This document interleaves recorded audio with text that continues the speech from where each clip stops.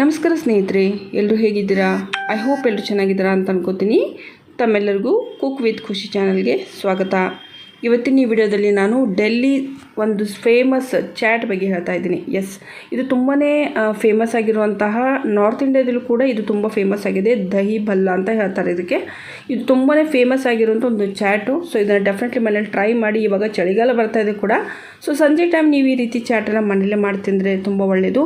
ನೀವು ಇದನ್ನು ಸ್ಟ್ರೀಟ್ ಪಕ್ಕದಲ್ಲಿ ಏನು ಮಾರ್ತಾ ಇರ್ತಾರೆ, ಅಲ್ಲಿ ನೀವು ಹೋಗಿ ಏನಾದರೂ ತಿಂದರೆ ಇದರಲ್ಲಿ ಸುಮಾರು ಒಂದು ಕಲಬೆರಕೆ ಕೂಡ ಇರುತ್ತೆ. ಕೆಲವೊಂದು ಫುಡ್ ಕಲರ್ಸ್ ಎಲ್ಲ ಯೂಸ್ ಮಾಡ್ತಾ ಇರ್ತಾರೆ.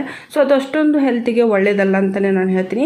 ಸೊ ಮನೇಲೇ ನೀವು ಪ್ರಿಪೇರ್ ಮಾಡ್ಬೋದು ಇದನ್ನು. ಸೊ ನಾನು ಇಲ್ಲಿ ತುಂಬ ಈಸಿಯಾಗಿ ಹೇಳ್ಕೊಟ್ಟಿದ್ದೀನಿ. ಸೊ ಡೆಫಿನೆಟ್ಲಿ ಟ್ರೈ ಮಾಡಿ ನಂಗೆ ಕಮೆಂಟ್ ಮಾಡಿ ಹೇಳಿ ನಿಮ್ಗೆ ಹೇಗೆ ಅನಿಸ್ತು ಈ ರೆಸಿಪಿ ಅಂತ ಹೇಳಿ. ಸೊ ಈ ಒಂದು ಚಾಟ್ ರೆಸಿಪಿನ ಸ್ಟಾರ್ಟ್ ಮಾಡೋಣ. ಫಸ್ಟಿಗೆ ನಾನಿಲ್ಲಿ ಉದ್ದಿನಬೇಳೆ ತೊಗೊಂಡಿರೋದು 100 ಗ್ರಾಮ್. ಇದನ್ನು 8 ತಾಸು ಚೆನ್ನಾಗಿ ನೆನೆಸಿದ್ದೀನಿ. ಸೊ ನಂತರ ಇವಾಗ ನಾನು ಇದನ್ನು ರುಬ್ಬೋಕ್ಕಿಂತ ಮುಂಚೆ 2 ರಿಂದ 3 ಬಾರಿ ಇದನ್ನು ಚೆನ್ನಾಗಿ ವಾಶ್ ಮಾಡ್ಕೋತೀನಿ. ಅದಾದ ನಂತರ ನಾವು ಇದನ್ನು ರುಬ್ಬೋಣ. ನೀವು ಬೇಕು ಅಂದರೆ ಉದ್ದಿನಬೇಳೆ ಜೊತೆ ಹೆಸರುಬೇಳೆ ಕೂಡ ನೀವು ನೆನೆ ಹಾಕಿ ನಂತರ ನೀವು ಒಂದು ಉದ್ದಿನ ವಡನ್ನು ಕೂಡ ರೆಡಿ ಮಾಡ್ಬೋದು. ಸೊ ಸಾಮಾನ್ಯವಾಗಿ ನಾವು ಮಾಡುವಂಥ ಉದ್ದಿನ ವಡದಲ್ಲಿ ಸ್ವಲ್ಪ ಹೆಸರುಬೇಳೆ ಕೂಡಿಸಿದ್ರು ಕೂಡ ತುಂಬ ಚೆನ್ನಾಗಿ ಟೇಸ್ಟ್ ಇಂಪ್ರೂವ್ ಆಗುತ್ತೆ ಅಂತಲೇ ಹೇಳ್ಬೋದು. ಸೊ ಫಸ್ಟಿಗೆ ನಾನಿಲ್ಲಿ ಚೆನ್ನಾಗಿ ರುಬ್ಕೊಂಡಿದ್ದೀನಿ. ನೀವು ನೋಡ್ಬೋದು ಈ ರೀತಿ ಕನ್ಸಿಸ್ಟೆನ್ಸಿಯಲ್ಲಿ ಇರಬೇಕಿದು ಉದ್ದಿನ ವಡ ಹಿಟ್ಟು. ತುಂಬಾ ತೆಳುವಾಗಿದ್ದರೆ ಅದೇನಾಗುತ್ತೆ, ತುಂಬ ಎಣ್ಣೆ ಆಗುತ್ತೆ. ನೀವು ವಡೆ ಮಾಡಿದ ಮೇಲೆ ತುಂಬ ಗಟ್ಟಿಯಾಗಿದ್ದರೂ ಕೂಡ ಅದು ಸ್ವಲ್ಪ ಹಸಿ ಬಿಸಿಯಾಗಿ ನಾವು ಕರೆದಾಗ ಅದು ಟೇಸ್ಟ್ ಇರುತ್ತೆ. ಸೊ ನಿಮಗೆ ಚೆನ್ನಾಗಿ ಉಬ್ಬಿ ಬರಬೇಕು, ತುಂಬ ಸ್ಮೂತಾಗಿ ಬರಬೇಕು ಅಂತಂದರೆ ಸೊ ಇದೇ ರೀತಿಯೇ ನೀವು ಕನ್ಸಿಸ್ಟೆನ್ಸಿಯಲ್ಲಿ ನೀವು ಹಿಟ್ಟನ್ನು ರುಬ್ಕೋಬೇಕು. ಅಂದರೆ ನಾವು ತಯಾರು ಮಾಡುವಂಥ ಹಿಟ್ಟು ತುಂಬ ಗಟ್ಟಿಯಾಗಿರಬಾರ್ದು, ತುಂಬ ತೆಳು ಕೂಡ ಆಗಿರಬಾರ್ದು, ಮಧ್ಯಮದಲ್ಲಿರಬೇಕು.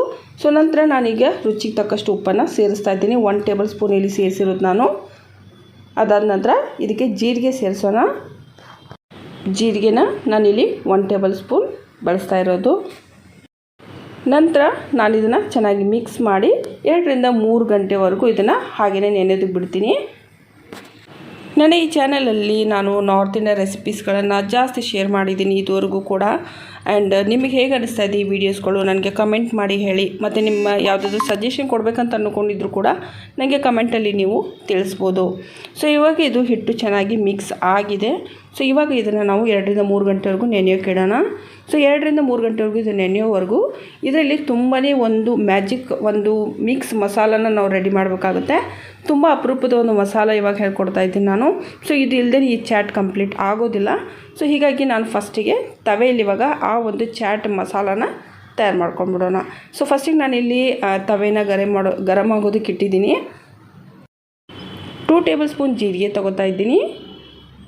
ಅದಾದ ನಂತರ 2 ಟೇಬಲ್ ಸ್ಪೂನ್ ಅಜ್ವೈನ್ ಬಳಸ್ತಾ ಇದ್ದೀನಿ. ಸೊ ಅಜ್ವೈನು ಒಂದು ನಿಮ್ಮ ಬಾಯಿ ರುಚಿ ಕೂಡ ಹೆಚ್ಚಿಸುತ್ತೆ ಆ್ಯಂಡ್ ಜೊತೆಗೆ ಆರೋಗ್ಯಕ್ಕೆ ಕೂಡ ತುಂಬ ಒಳ್ಳೆಯದು. ಸೊ ಇದನ್ನು ಎರಡೂ ಮಿಕ್ಸ್ ಮಾಡಿ ಚೆನ್ನಾಗಿ ನಾವು ಹುರ್ಕೊಂಬಿಡೋಣ. ಇದನ್ನು ತುಂಬಾ ಮೀಡಿಯಮ್ ಫ್ಲೋದಲ್ಲಿ ನೀವು ಗ್ಯಾಸನ್ನು ಇಟ್ಕೊಂಡೇ ಇದನ್ನು ನಿಧಾನವಾಗಿ ಹುರ್ಕೋಬೇಕು. ಈ ಚಾಟ್ ಮಸಾಲ ಪೌಡರ್ನ ನೀವು ಒಂದು ಸಾರಿ ಮಾಡಿ ಇಟ್ಕೊಂಡ್ಬಿಟ್ರೆ ಯಾವಾಗ ನೀವು ಈ ರೀತಿ ಚಾಟ್ಸ್ನ ರೆಡಿ ಮಾಡ್ತೀರಿ ನೋಡಿ, ಸೊ ಅವಾಗ ಅದರ ಮೇಲೆ ಗಾರ್ನಿಷ್ ಮಾಡಿಕೊಟ್ರೆ ತುಂಬಾ ಟೇಸ್ಟ್ ಇಂಪ್ರೂವ್ ಇರುತ್ತೆ ಅಂತಲೇ ಹೇಳ್ಬೋದು. ಸೊ ಇವಾಗ ಇದನ್ನು ಚೆನ್ನಾಗಿ ನಾನು ಹುರ್ಕೊಂಡಾಗಿದೆ. ಸೊ ಇವಾಗ ಗ್ಯಾಸ್ ಆಫ್ ಮಾಡ್ತಾಯಿದ್ದೀನಿ. ಗ್ಯಾಸ್ ಆಫ್ ಮಾಡಿಬಿಟ್ಟು ಇದಕ್ಕೆ ಸ್ವಲ್ಪ ಕಾಳಿ ಮಿರ್ಚ್ ಪೌಡರ್ನ ಹಾಕ್ತಾಯಿದ್ದೀನಿ. ಅಂದರೆ ಕರಿಮೆಣಸಿನ ಕಾಳಿನ ಪೌಡರ್ನ ಸೇರಿಸ್ತಾ ಇದ್ದೀನಿ 1 ಟೇಬಲ್ ಸ್ಪೂನ್. ನೀವು ಬೇಕು ಅಂದರೆ ಇಲ್ಲಿ ಕಾಳಿನ ಮೆಣಸಿನ್ಕಾಯಿ ಏನಿರುತ್ತೆ ಅದನ್ನು ನೀವು ಕುಟ್ಟಿ ಪೌಡರ್ ಮಾಡಿ ಇಟ್ಕೊಂಡಿದ್ರು ಕೂಡ ಅದನ್ನು ಯೂಸ್ ಮಾಡ್ಬೋದು. ಅದಿಲ್ಲ ಅಂತಂದರೆ ರೆಡಿಮೇಡ್ ಕೂಡ ನಿಮಗೆ ಸಿಗುತ್ತೆ ಮಾರ್ಕೆಟಲ್ಲಿ. ಸೊ ಆ ಪೌಡರ್ ನೀವು ಇಟ್ಕೊಂಡಿದ್ರೆ ಸೊ ಅದನ್ನು ಕೂಡ ಇಲ್ಲಿ ಬಳಸ್ಬೋದು. ಅದಾದ ನಂತರ ನಾನಿಲ್ಲಿ ಚಾಟ್ ಮಸಾಲ ಪೌಡರ್ನ ಸೇರಿಸ್ತಾ ಇದ್ದೀನಿ. ಚಾಟ್ ಮಸಾಲ ಪೌಡರ್ ನಿಮಗೆ ನಾರ್ಮಲಿ ಶಾಪಲ್ಲಿ ಸಿಗುತ್ತೆ. ಒಂದು ಎವರೆಸ್ಟ್ ಚಾಟ್ ಮಸಾಲ ಅಂತ ಕೂಡ ಬರುತ್ತೆ. ಸೊ ಅದನ್ನು ಕೂಡ ನೀವು ಇಲ್ಲಿ ಬಳಸ್ಬೋದು, ರೆಡಿಮೇಡ್ ಸಿಗುತ್ತೆ. ಬೇಡ ಅಂತಂದರೆ ನೀವು ಮನೆಯಲ್ಲೇ ಇದನ್ನು ಮಾಡಬೇಕು ಅಂತ ಅಂದ್ಕೊಂಡಿದ್ರು ಕೂಡ ನನಗೆ ಕಮೆಂಟಲ್ಲಿ ತಿಳಿಸಿ. ನಾನು ನೆಕ್ಸ್ಟ್ ಯಾವುದಾದ್ರೂ ವಿಡಿಯೋದಲ್ಲಿ ನಿಮಗೆ ತೋರಿಸ್ತೀನಿ. ಇದಾದ ನಂತರ 1 ಟೇಬಲ್ ಸ್ಪೂನ್ ಕಾಶ್ಮೀರಿ ಲಾಲ್ ಮಿರ್ಚ್ ಪೌಡರ್ನ ನಾನಿಲ್ಲಿ ಸೇರಿಸ್ತಾ ಇದ್ದೀನಿ. ನಿಮಗೆ ಸ್ವಲ್ಪ ಖಾರ ಜಾಸ್ತಿ ಬೇಕು ಅಂದರೆ ನೀವು ಇಲ್ಲಿ 2 ಟೇಬಲ್ ಸ್ಪೂನ್ ಕೂಡ ಬಳಸ್ಬೋದು. ಇದು ಕೇವಲ ನೋಡೋದಕ್ಕೆ ಕೆಂಪದಾಗಿ ಕಾಣಿಸ್ತಾ ಇದೆ, ಬಟ್ ಅದು ಖಾರ ತುಂಬಾ ಕಡಿಮೆ ಇರುತ್ತೆ. ಆಲ್ರೆಡಿ ನಮ್ಮ ತವೆ ತುಂಬಾ ಬಿಸಿಯಾಗಿದೆ. ಸೊ ಹೀಗಾಗಿ ನಾನು ಇವನ್ನೆಲ್ಲ ಚೆನ್ನಾಗಿ ಹುರ್ಕೋತಾ ಇದ್ದೀನಿ. ತುಂಬ ಹೊತ್ತು ಹುರಿಯೋ ಅವಶ್ಯಕತೆ ಇಲ್ಲ. 1 ರಿಂದ 2 ಸೆಕೆಂಡ್ ಮಾತ್ರ ಹಾಗೆಯೇ ಸ್ವಲ್ಪ ಮಿಕ್ಸ್ ಆಗೋ ಥರ, ಸ್ವಲ್ಪ ಬಿಸಿ ಆಗೋ ಥರ ಮಾಡಿಕೊಂಡ್ರೆ ಆಯಿತು. ನಂತರ ನಾವು ಇದನ್ನು ಪೌಡರ್ ಮಾಡ್ಕೊಳ್ಳೋಣ. ಪೌಡರ್ ಮಾಡ್ಕೊಳ್ಳೋದಕ್ಕೆ ನಾನಿಲ್ಲಿ ಗ್ರೈಂಡರ್ ಬಳಸ್ತಾ ಇಲ್ಲ. ನೀವು ಕೂಡ ಗ್ರೈಂಡರ್ ಬಳಸಬೇಡಿ. ಗ್ರೈಂಡರ್ ಬಳಸಿದರೆ ಸ್ವಲ್ಪ ಅದರ ಟೇಸ್ಟ್ ಅಷ್ಟೊಂದು ಚೆನ್ನಾಗಿ ಬರೋದಿಲ್ಲ. ಒಂದು ನೀವು ಚಪಾತಿ ಮಾಡ್ತೇವಲ್ವಾ, ಸೊ ಅದು ಮನೆ ಇರುತ್ತೆ, ಅದ್ರ ಮೇಲೆ ಕೂಡ ನೀವು ಹಾಕಿ ನೀವು ಜಸ್ಟ್ ಹಾಗೆಯೇ ಪೌಡರ್ ಮಾಡ್ಕೋಬೋದು. ಅದಿಲ್ಲ ಅಂತಂದರೆ ಈ ರೀತಿ ನಿಮ್ಮ ಮನೆಯಲ್ಲಿ ಕುಟ್ಟೋ ಬತ್ತಳಿಕೆ ಅಂತ ಹೇಳ್ತೀವಿ, ಸೊ ಇದನ್ನಿದ್ರೆ ಸೊ ಇದರಲ್ಲಿ ಕೂಡ ನೀವು ಇದನ್ನು ಕುಟ್ಟಿದರೆ ಪೌಡರ್ ಆಗಿಬಿಡುತ್ತೆ. ಇವಾಗ ನಮ್ಮ ಚಾಟ್ ಮಸಾಲ ಪೌಡರ್ ರೆಡಿಯಾಗಿದೆ, ನೀವು ನೋಡ್ಬೋದು. ಸೊ ಇವಾಗ ನಾವು ವಡೆಗೆ ನಾವು ಏನು ನೀರನ್ನು ಸೇರಿಸ್ತೀವಲ್ವ, ಆ ನೀರು ನಾವಿವಾಗ ತಯಾರು ಮಾಡ್ಕೊಂಬಿಡೋಣ. ಇಲ್ಲಿ ನಾನು ನಾರ್ಮಲ್ ಟೆಂಪ್ರೇಚರಲ್ಲಿ ಅಂದರೆ ಉಗುರು ಬೆಚ್ಚಗಿನ ನೀರನ್ನು ತೊಗೊಂಡಿರೋದು. ತುಂಬಾ ತಣ್ಣಗಿರಬಾರ್ದು, ತುಂಬಾ ಇಲ್ಲಿ ಬಿಸಿ ಕೂಡ ಇರಬಾರ್ದು. ನೀರು ನಾರ್ಮಲ್ ಟೆಂಪ್ರೇಚರಲ್ಲಿ ಇರುವಂಥ ನೀರನ್ನೇ ತೊಗೊಂಡ್ಬಿಟ್ಟು ಸ್ವಲ್ಪ ಉಪ್ಪು, ಸಕ್ಕರೆ, ಒಂದೊಂದು ಟೇಬಲ್ ಸ್ಪೂನ್ ನಾನು ಹಾಕ್ತಾಯಿರೋದು. 1 ಚಮಚ ಉಪ್ಪು, 1 ಚಮಚ ಸಕ್ಕರೆ ನಾನಿಲ್ಲಿ ಹಾಕಿರೋದು. ಸೊ ಎರಡೂ ಮಿಕ್ಸ್ ಮಾಡಿ ನೀರನ್ನು ಇಟ್ಕೊಂಡ್ಬಿಡೋಣ ಸೈಡಲ್ಲಿ. ಇವಾಗ ಮೊಸರನ್ನ ತಯಾರು ಮಾಡ್ಕೊಂಬಿಡೋಣ. ನಾನಿಲ್ಲಿ ರೆಡಿಮೇಡ್ ಮೊಸರನ್ನ ತೊಗೊಂಡಿರೋದು 250 ಗ್ರಾಮ್ ಮೊಸರು ತೊಗೊಂಡಿರೋದು ಇಲ್ಲಿ. ಸೊ ಅದಕ್ಕೆ ಸ್ವಲ್ಪ ಸಕ್ಕರೆ ಸೇರಿಸ್ತಾ ಇದ್ದೀನಿ. ನಂತರ ರುಚಿ ತಕ್ಕಷ್ಟು ಉಪ್ಪು. ಸೊ ಸೇರಿಸ್ಬಿಟ್ಟು ಈ ರೀತಿ ಮಿಕ್ಸ್ ಮಾಡಬೇಕು. ಇದರಲ್ಲಿ ಏನೇನು ಸ್ವಲ್ಪ ಗಂಟು ಇರುತ್ತಲ್ವ ಅದೆಲ್ಲ ಹೋಗಿ ತುಂಬಾ ತಿಳಿಯಾಗಿ ಮೊಸರಾಗಬೇಕಿದು. ಸೊ ಇದು ದಹಿ ಭಲ್ಲದಲ್ಲಿ ತುಂಬಾ ಇಂಪಾರ್ಟೆಂಟ್ ಅಂದರೆ ಮೊಸರೇ. ಸೊ ಮೊಸರು ನೀವು ತುಂಬಾ ಹುಳಿಯಾಗಿದ್ದರೆ ಟೇಸ್ಟ್ ಎಲ್ಲ ಹಾಳಾಗುತ್ತೆ. ಸೊ ಹೀಗಾಗಿ ಫ್ರೆಶ್ ಮೊಸರನ್ನೇ ನೀವು ತೊಗೋಬೇಕಾಗುತ್ತೆ. ಸೊ ಆವಾಗಲೇ ಕರೆಕ್ಟಾಗಿ ದಹಿ ಭಲ್ಲ ಒಂದು ರೆಸಿಪಿ ತಯಾರಾಗುತ್ತೆ. ಮೊಸರು ಇವಾಗ ತಯಾರಾಯಿತು. ಸೊ ಇದನ್ನು ನಾವು ಹಾಗೇ ಸೈಡಲ್ಲಿ ಇಡೋಣ. ನಂತರ ನಾವು ಯಾವಾಗ ಇದನ್ನು ಸರ್ವ್ ಮಾಡ್ತೀವಲ್ವ, ಸೊ ಆವಾಗ ಇದನ್ನು ಯೂಸ್ ಮಾಡೋಣ. ಇವಾಗ ಇಲ್ಲಿ ನಾನು ಎಣ್ಣೆ ಕಾಯ್ದಕ್ಕೆ ಇಟ್ಟಿರೋದು, ಯಾಕಂದರೆ ನಾವು ಆಲ್ರೆಡಿ ಏನು ನೆನೆಗೆ ಇಟ್ಟಿದ್ವಲ್ವ ಹಿಟ್ಟು, ಅದು ಇವಾಗ ಚೆನ್ನಾಗಿ ನೆಂದಿದೆ. ಸೊ ಫಸ್ಟಿಗೆ ನಾನು ಇದನ್ನು ಚೆಕ್ ಮಾಡ್ತಾಯಿದ್ದೀನಿ ಎಣ್ಣೆ ಕಾದಿದೆಯೋ ಇಲ್ವೋ ಅಂತ ಹೇಳಿ. ಸೊ ಎಣ್ಣೆ ಇವಾಗ ಚೆನ್ನಾಗಿ ಕಾದಿದೆ. ಇವಾಗ ನಾವು ಗೋಲ್ ವಡೆ ಮಾಡೋಣ. ಗೋಲ್ ವಡೆ ಯಾಕೆ ಮಾಡ್ತಾಯಿದ್ದೀವಿ ಅಂದರೆ ದಹಿ ಭಲ್ಲದಲ್ಲಿ ಗೋಲ್ ವಡೆನೇ ಯೂಸ್ ಮಾಡೋದು ನಾರ್ತ್ ಇಂಡಿಯಾದಲ್ಲಿ. ಇವಾಗ ನಾವು ಕೂಡ ಗೋಲ್ ವಡೆನೇ ಮಾಡ್ತಾ ಇರೋದು. ಸೊ ಸಾಮಾನ್ಯವಾಗಿ ನಾವು ಸ್ವಲ್ಪ ಮಧ್ಯದಲ್ಲಿ ಹೋಲ್ ಮಾಡಿಬಿಟ್ಟು ವಡೆ ಮಾಡ್ತೀವಲ್ವ, ಬಟ್ ಆದರೆ ಇದು ಗೋಲ್ ಆಗಿ ನಾವು ಮಾಡಬೇಕು. ಈ ಹಿಟ್ಟು ಚೆನ್ನಾಗಿ ನೆಂದಿದೆ, ಹೀಗಾಗಿ ವಡೆಗಳು ತುಂಬ ಉಬ್ಬಿ ಚೆನ್ನಾಗಿ ಬರ್ತಾ ಇದೆ.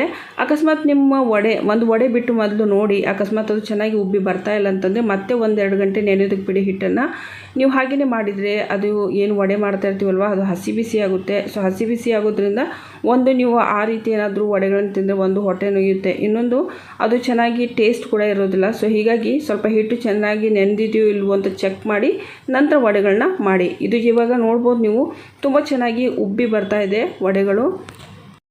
ಕಲರ್ ಕೂಡ ಚೇಂಜ್ ಆಗಿದೆ, ಗೋಲ್ಡನ್ ಕಲರಲ್ಲಿ ಇವಾಗ ಬದಲಾಗಿದೆ. ಸೊ ಇವಾಗ ನಾವು ಎಣ್ಣೆಯಿಂದ ಇದನ್ನು ಸಪ್ರೇಟ್ ಮಾಡೋಣ.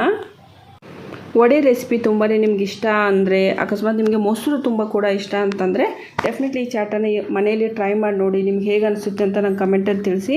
ಫ್ರೆಂಡ್ಸ್, ಹಿಟ್ಟು ಚೆನ್ನಾಗಿ ನೆಂದಿದ್ರೆ ಈ ರೀತಿ ವಡೆ ತುಂಬ ಉಬ್ಬಿ ಬರುತ್ತೆ. ನಿಮಗೆ ನಾನು ತೋರಿಸ್ತಾ ಇದ್ದೀನಿ ನೋಡಿ, ತುಂಬ ಸ್ಪಾಂಜಿ ಇರುತ್ತೆ, ಯಾವುದೇ ರೀತಿ ಟೈಟ್ನೆಸ್ ಇರೋದಿಲ್ಲ.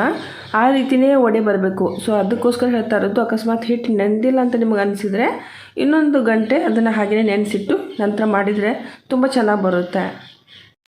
ಇವಾಗ ನಾನು ಈ ಎಲ್ಲ ಕರೆದಂತಹ ವಡೆಗಳನ್ನು ಏನು ನೀರಿನಲ್ಲಿ ನಾವು ಉಪ್ಪು ಮತ್ತು ಸಕ್ಕರೆ ಹಾಕಿ ಮಿಕ್ಸ್ ಮಾಡಿ ಇಟ್ಟಿದ್ವಲ್ವ, ಸೊ ಆ ನೀರಲ್ಲಿ ಇದನ್ನು ಹಾಕ್ತಾಯಿದ್ದೀನಿ. ಈ ವಡೆಗಳನ್ನು 2-3 ಗಂಟೆ ಆದರೂ ನೀವು ನೀರಲ್ಲಿ ಹಾಗೆಯೇ ಬಿಡಬೇಕು. ಅಕಸ್ಮಾತ್ ನಿಮ್ಗೆ ಟೈಮ್ ಜಾಸ್ತಿ ಇಲ್ಲ ಅಂತಂದರೆ 1 ಗಂಟೆ ಆದರೂ ಇದನ್ನು ನೀರಲ್ಲಿ ಬಿಡಿ, ಸ್ವಲ್ಪ ಸ್ಮೂತ್ ಆಗುತ್ತೆ ವಡೆಗಳು. ಸ್ಮೂತ್ ಆದಮೇಲೆ ನೀವು ಇದನ್ನು ದಹಿ ಭಲ್ಲ ರೆಸಿಪಿನ ಸ್ಟಾರ್ಟ್ ಮಾಡ್ಬೋದು, ಅಂದರೆ ಸರ್ವ್ ಮಾಡ್ಬೋದು. ಯಾವ ರೀತಿ ಸರ್ವ್ ಮಾಡೋದು ಅಂತ ನಾನು ನಿಮಗೆ ತೋರಿಸ್ತೀನಿ. ಇವಾಗ ಒಂದು ಮಾತನ್ನು ನೆನ್ಪಿಟ್ಕೊಳ್ಳಿ, ನಾವು ಈ ರೀತಿ ನೀರಿನಿಂದ ವಡೆಗಳನ್ನ ಸಪ್ರೇಟ್ ಮಾಡಿದಾಗ ಆ ವಡೆಗಳಲ್ಲಿ ನೀರಿನ ಪ್ರಮಾಣ ತುಂಬಾ ಕಡಿಮೆ ಇರಬೇಕು. ಹಾಗಂತ ನಾವು ತುಂಬ ಹಿಂಡೋಕ್ಕೂ ಹೋಗಬಾರ್ದು, ವಡೆಗಳು ಒಡೆದು ಹೋಗುತ್ತೆ. ತುಂಬ ಸ್ಮೂತಾಗಿ ಹಾಗೆಯೇ ಸ್ವಲ್ಪ ಹಿಂಡಿ ಥರ ಮಾಡಿ ತೆಗೆದ್ರಾಯಿತು. ಸೊ ಇವಾಗ ದಹಿ ಭಲ್ಲ ರೆಸಿಪಿನ ಸರ್ವ್ ಮಾಡೋದನ್ನು ನಾನು ತೋರಿಸ್ತಾ ಇದ್ದೀನಿ. ಮೊದಲು ಮೊಸರಿಗೆ ಹಾಕ್ತಾ ಇರೋದು. ಈ ಮೊಸರಲ್ಲಿ ನಾವು ಆಲ್ರೆಡಿ ಸ್ವಲ್ಪ ಉಪ್ಪು, ಸ್ವಲ್ಪ ಸಕ್ಕರೆ ಕೂಡ ಸೇರಿಸಿ ಇಟ್ಟಿದ್ವಲ್ವ, ಅದೇ ಮೊಸರನ್ನ ಇಲ್ಲಿ ನಾನು ಹಾಕ್ತಾಯಿದ್ದೀನಿ. ಇವಾಗ ಮೇನ್ ಕಾಂಬಿನೇಷನ್ ಇರೋದೇ ಹಸಿರು ಚಟ್ನಿ ಮತ್ತು ಕಟ್ಟಿ ಮಿಟ್ಟಿ ಚಟ್ನಿ ಅಂತ ಬರುತ್ತೆ. ಸೊ ಇವೆರಡೂ ಸೇರಿಸ್ಬಿಟ್ಟೇ ನಿಮಗೆ ಡೆಲ್ಲಿ ಸ್ಟ್ರೀಟಲ್ಲಿ ಕೊಡ್ತಾರೆ. ಸೊ ಅದನ್ನೇ ಇಲ್ಲಿ ನಾನು ಹಾಕ್ತಾ ಇರೋದು. ಕಟ್ಟಿ ಮಿಟ್ಟಿ ಚಟ್ನಿನ ಆಲ್ರೆಡಿ ನಾನು ಇವಾಗ ಅಪ್ಲೋಡ್ ಮಾಡಿದ್ದೀನಿ. ಸೊ ನೀವು ನೋಡಿಲ್ಲ ಅಂತಂದರೆ ನೋಡಿ, ನಾನು ಡಿಸ್ಕ್ರಿಪ್ಷನಲ್ಲಿ ಲಿಂಕ್ ಕೊಟ್ಟಿರ್ತೀನಿ, ಬೇಕಾದರೆ ಚೆಕ್ ಮಾಡ್ಕೋಬೋದು. ಇಲ್ಲಾಂದರೆ ಐ ಬಟನಲ್ಲಿ ಕೂಡ ಕೊಟ್ಟಿರ್ತೀನಿ, ಮೇಲ್ಗಡೆ ಕ್ಲಿಕ್ ಮಾಡಿ. ಸೊ ಅಲ್ಲಿಂದ ಕೂಡ ನೀವು ಈ ವಿಡಿಯೋನ ನೋಡ್ಬೋದು. ನಿಮಗೆ ಹಸಿರು ಚಟ್ನಿ ಮಾಡೋದಕ್ಕೆ ಗೊತ್ತಿಲ್ಲ ಅಂತಂದರೆ ನಂಗೆ ಕಮೆಂಟಲ್ಲಿ ತಿಳಿಸಿ.